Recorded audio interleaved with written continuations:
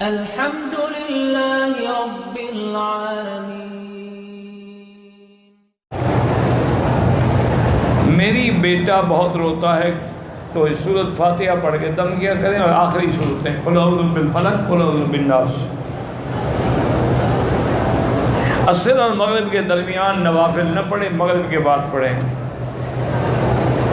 جھوٹی تہمت لگانے والے کی سزا اسلامی شریعت میں تو 80 کوڑا ہے اگر زنا کی تہمت لگائے تو، ورنہ تعزیر ہے، قاضی چاہے 2 مہینے کے لیے بند کر دے۔ مغرب کی نماز کے اذان کے بعد جو 2 رکعت پڑھتی ہیں مستحب ہے، کوئی پڑھے پڑھے نہ پڑھے۔ حنفی مسلک میں نہ پڑھنا بہتر ہے۔ تہجد کی رکعتیں 8 ہیں، ویسے تمہاری ہمت ہے 2 پڑھو 4 پڑھو، حضور 8 پڑھتے تھے۔ اگر کوئی آدمی کو خوف ہو کہ میں تہجد کے لیے نہیں اٹھ سکوں گا تو وتر عشاء کے بعد پڑھ لے، کوئی مسئلہ نہیں ہے۔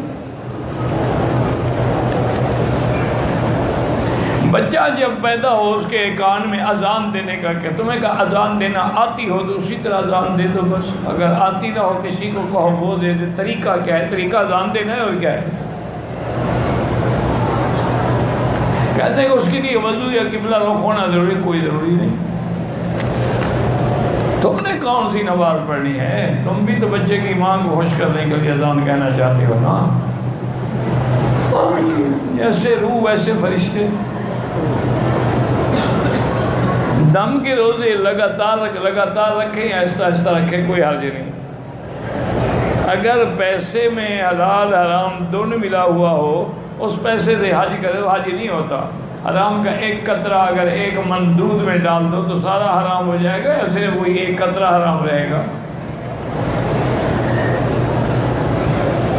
میں نے بتایا تھا نا، کسی سے قرضہ لے کے حج کر لو یا قرضہ لے کے عمرہ کر دو، اس کو پھر تو دے دو، مشکوک پیسے ہیں، چلو اس سے پھر قرض ادا کرتے رہنا، لیکن حج تو حلال پیسے سے کرو۔ آواز ایک آدمی دعا کرے اور باقی پیچھے پڑھے، یہ بدعت ہے۔ ہر آدمی خود دعا کرے، خود پڑھے، خود ذکر کرے، یہ تو ایک رواج ہے، بن گیا ہے۔ ہاں ایک ہوتا ہے کہ جیسے اکثر علماء درس کے تاکہ لوگ سیکھیں دعا مانگنا، اور تعلیم کے لیے ہوتا ہے۔ حق مال لڑکی والے خود مانگتے ہیں، کتنا مرضی مانگنے کا، جتنا مرضی ہے وہ مانگیں، تم دے سکتے ہو تو نکاح کرو، ورنہ کوئی غریب ڈھونڈو۔ حق مال ان کی مرضی ہے، جتنا لیں۔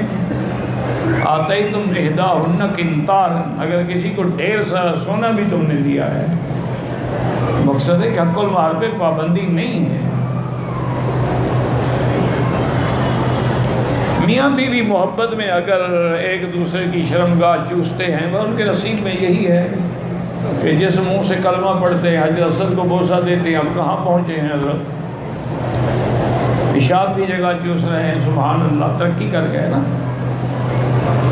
صبر کرو، تھوڑے دن کے بعد پینا بھی پڑے گا تمہیں، آہستہ آہستہ ترقی کرو گے نا۔ اور ویسے بھی وہ جو ہے نا اینٹی انفیکشن بھی ہے، وہ ایک ہندو تھا بڑا، وہ پیتا تھا پیشاب۔ حضور نے فرمایا کہ دوزخ کی آگ سے بچو، چاہے آدھی کھجور سے، مانا پیسہ نہیں ہے، غریب ہو، آدھی کھجور بھی صدقہ کر سکتے ہو تو کرو، اس کی وجہ سے بھی اللہ جہنم سے بچا دیں گے۔ اگر اولاد اپنے والدین کو قرآن پڑھ کے بخشے، بالکل بخشے، بہت بڑا اجر ہے، بہت بڑا ثواب ہے۔ اور اصل ہوتا ہی یہی ہے کہ کرائے میں نہ پڑھو، خود پڑھو۔ یہ پتہ نہیں کیا لکھا ہے، حلال کرانے کا طریقہ کیا ہے؟ کوئی طریقہ نہیں ہے جناب۔ آپ نے 3 طلاقیں دی، اب اس عورت کو چاہیے دوسری شادی کرے، اب یہاں شادی کرے، اس کی مرضی ہے وہ چھوڑے نہ چھوڑے۔ یہ کرائے والا حلال حرام ہے، اس پر حضور نے لعنت بھیجی ہے کہ لعن اللہ المحلل والمحلل لہ، حلال کرانے والے پر بھی لعنت ہے، کرنے والے پر بھی لعنت ہے۔ یہ لوگ کرتے ہیں نا، اچھا جی ایک دن کے لیے بھائی سے شادی کر دی، اچھا بھی تم رات گزار دو، صبح طلاق دے دینا، یہ حرام ہے، دونوں پہ لعنت ہے۔ پھر حلالے کا تو مقصد ہی فوت ہو گیا۔ اللہ یہ چاہتے ہیں کہ وہ عورت اس ظالم کے پاس دوبارہ نہ جائے جس نے اس کو 3 گولیاں کٹی ماری ہیں، کسی اور سے شادی کر لے۔ واللہ اعلم۔